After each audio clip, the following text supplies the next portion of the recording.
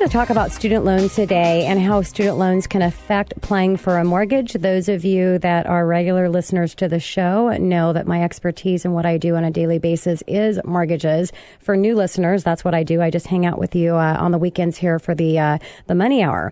But in student loan balances recently broke the 1 trillion mark and now exceed the balances of credit cards in America. And many students don't think about the ripple effect of student loans and how it may have an effect on the ability for them to actually qualify and finance for a mortgage. The impact can be devastating. So I wanted to kind of go over some of these key things to look out for, important facts about student loans and the effect that they can have when you're applying for an actual mortgage loan to secure a mortgage for your dream house. Number one, deferred loans. 1 year deferment for FHA is what they state, to where you're not utilizing that payment in qualifying for your mortgage. And on conventional financing, here's the thing though, you want to make sure that your mortgage, because the information provided at application is also only as good as the mortgage consultant and how they're looking at that, and making sure that they're getting that reviewed and looked at by an underwriter. Because here's a common mistake that happens with student loans and deferment when you're going through the pre-approval process is the credit report states that it's in deferment, but the requirement for FHA, conventional financing, and even VA is they have to be in deferment for a minimum 1 year. 12 months from the time that you actually close on your mortgage. So here's the first thing is when you're closing on your mortgage, that actually is typically going to be 30 days, maybe a little bit more even from the time that your contract's accepted. So when your first mortgage payment is going to be typically a minimum 30 days and sometimes 60 days from the time that you actually close on your mortgage. So you have at least 1 month before you make your first mortgage payment, sometimes 2 months depending on when the closing date is. So it has to be in 1 year deferment from the time that you make your first mortgage payment.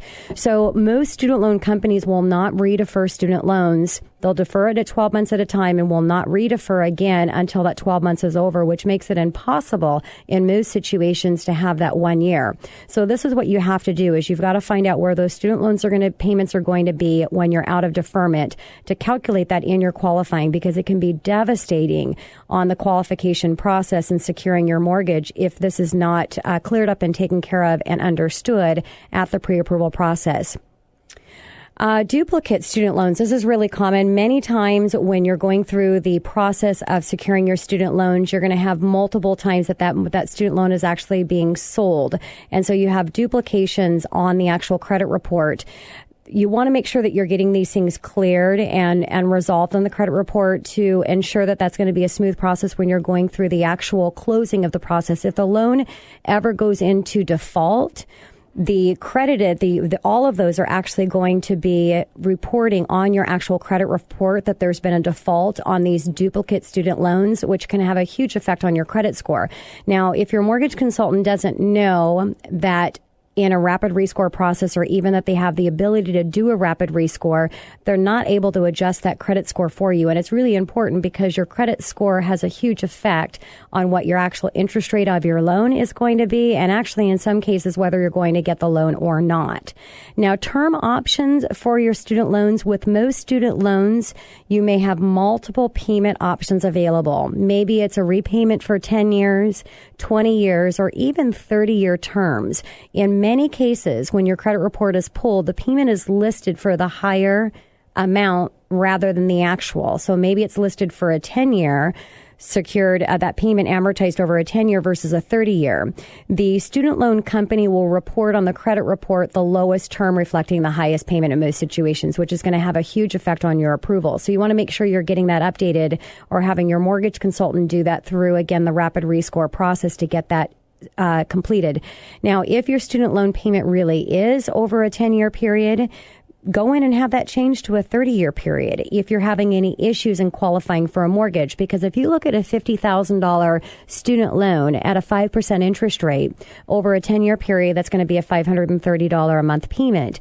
If you amortize that over 30 years, you're taking that payment from $530 down to $268. So it's saving $262 a month in your payment, which results dollar for dollar into an additional $260 a month that you can approve for in an actual mortgage payment.